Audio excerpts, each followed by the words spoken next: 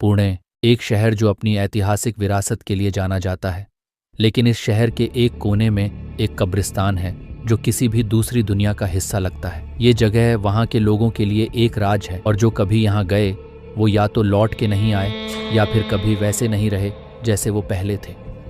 मेरा कहता है कि इस कब्रिस्तान की कहानी कुछ पुरानी है। कहते हैं अंग्रेज़ों के ज़माने में ये कब्रिस्तान बनाया गया था। उन दिनों इस जगह के आसपास लोग रात को बिल्कुल नहीं जाते थे क्योंकि उन्हें लगता था कि यहाँ कुछ अजीब होता है। कुछ लोग जो दिन में भी कब्रिस्तान के पास गुजरते, उन्होंने कभी कभी हवा में अजीब सी सर्दी और कानों में सरहद से आई घंटी की आवाज़ महसूस की थी। जितने भी यहाँ दफनाए गए उनके साथ एक बेचैनी और एक जुल्म की कहानी जुड़ी थी।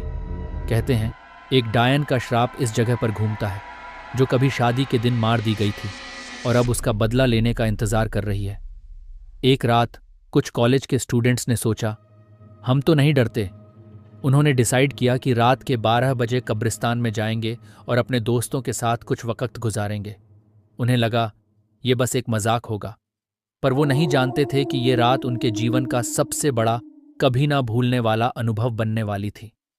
जैसे ही वो कब्रिस्तान के अंदर गए, सब पहले तो शांत था, लेकिन फिर हवा का एक ठंडा झोंका आया और उन्हें ऐसे लगा जैसे कोई उन्हें देख रहा हो। एक लड़का, रोहन, जिसे सबसे बड़ा दिल था, सबके सामने एक पुरानी कब्र के पास जाकर सिगरेट जलाने लगा।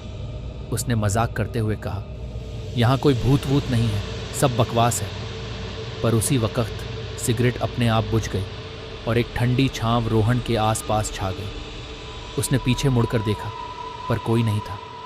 दोस्तों ने हंसी मजाक में इस बात को इग्नोर किया, पर जैसे जैसे वो अंदर बढ़ने लगे, अजीब चीज़ें होने लगी। किसी ने एक आवाज़ सुनी, बिल्कुल ज़मीन के नीचे से आती हुई रोने की आवाज़।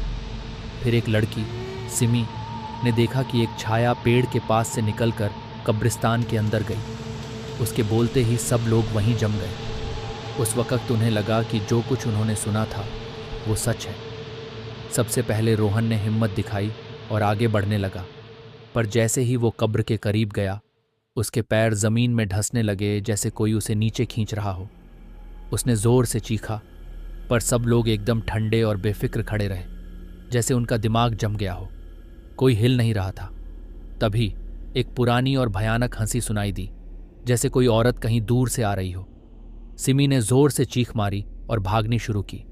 रोहन, जो अब तक खींचता जा रहा था, जोर लगाने लगा और अपने दोस्तों को जगाने की कोशिश करने लगा, पर सब जैसे मूर्ति बन चुके थे। सिमी ने कब्रिस्तान से बाहर भागने की कोशिश की, पर दरवाज़ा बंद हो चुका था। उसने अंदर जाकर अपने दोस्तों को उठाना चाहा, पर जैसे ही वो उनके पास पहुंची, एक ठंडा हाथ उसकी गर्दन पर रखा गया। किसी ने उसका गला पकड़ लिया था। उसने ज़मीन पर देखा और एक छाया सी उसकी तरफ बढ़ रही थी। एक पतली औरत जिसका चेहरा धुंधला था, लेकिन आंखें खून से लाल थीं। दोस्तों ने जैसे ही ये देखा, वो सब जाग गए और एक साथ चीखने लगे। कब्रिस्तान के दरवाजे खुद से खुल गए और सब ने भागकर अपनी जान बचाई। आज भी पुणे का ये कब्रिस्तान रात के 12 बजे एक भयानक जगह के रूप में जाना जाता है। जो लोग यहाँ जाने की हिम्मत करते हैं वो कभी वापस नहीं लौट पाते, या अगर लौटते भी हैं तो उनका दिमाग और दिल कब्रिस्तान के श्राप का शिकार हो चुका होता है। मेरा कहता है कि ये कहानी बस एक डरावना सपना लगती है, लेकिन पुणे के लोग अब तक कब्रिस्तान के उस रात को नहीं भूल पाए हैं। हर साल लोग इस जगह से बचकर निकलते हैं, पर क्या तुम में इतनी हिम्मत है कि तुम इस जगह को अपने आप देखो?